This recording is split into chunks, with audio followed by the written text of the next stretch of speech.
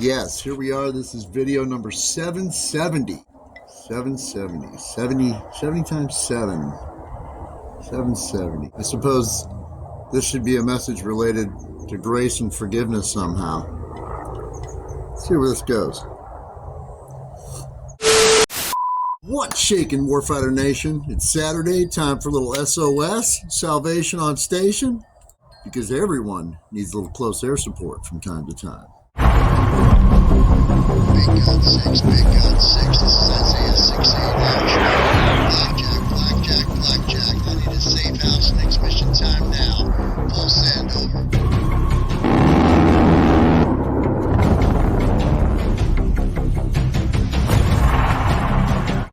This is the final message in our Airborne message series. First, we had the 5 points of performance, then the faith of a child, the airborne baby story, and then episode 11 of the Send Me podcast, my Bible marker, the story of how Jesus is my jump master came to be. That playlist will be linked below, including this message, so you can send the entire playlist to your jump buddies. Today's message is on rules of the air. If you're a paratrooper and you've been around more than 30 seconds, you know that there are 3 rules of the air. 1, always look before you slip.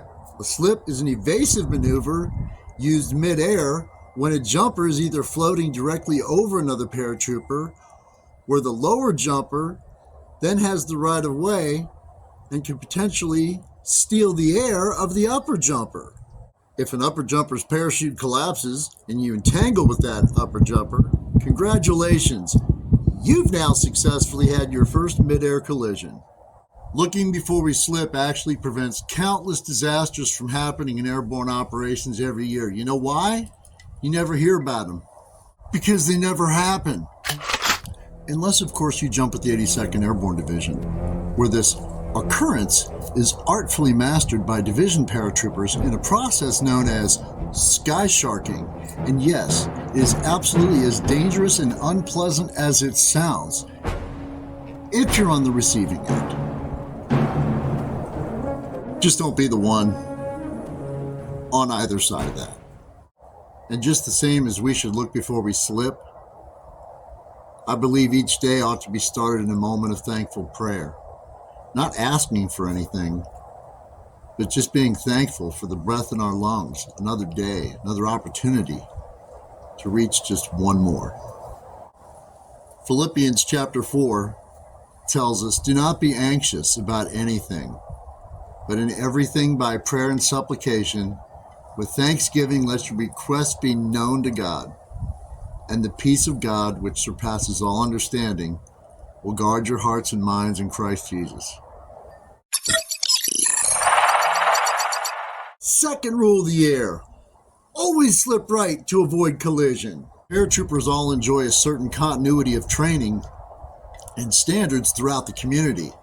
This ensures that not only we're all on the same page, but gives us the maximum chance at surviving should the inevitable mid-air incident or near miss that every paratrooper will have if you jump long enough.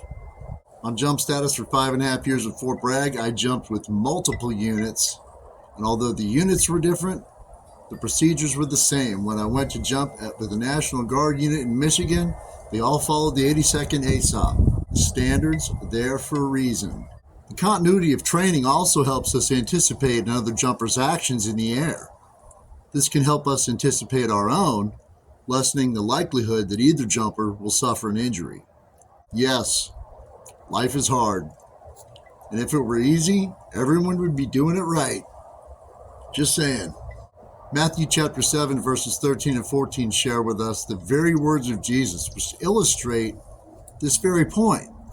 Enter by the narrow gate, for the gate is wide and the way is easy that leads to destruction, and those who enter by it are many. For the gate is narrow and the way is hard that leads to life, and those who find it are few. The third rule of the air, the lower jumper always has the right of way. The potential for collision with other jumpers increases when making performance maneuvers in traffic or near the ground. Other jumpers may be focused more on the target than on the traffic. The lower jumper always has the right of way. It only takes one jumper to avoid a collision. Just one. Jesus was one man, but made all the difference in the world. Jesus teaches us in John 14, chapter 6. Jesus said to them, I am the way, the truth, and the life. No one comes to the Father except through me. So to recap, cast all your anxieties and cares on the one, the only one. There are two roads to choose, a wide gate and a narrow one. And of course, the harder of the two is the narrow gate. I can't help but be reminded of Murphy's Law here. The easy road is always mine. Jesus is the only way, the only gate, and the only one to cast our anxieties on. In short, grace must always win. Are we sensing a pattern yet? Do not get off on exit 22, over.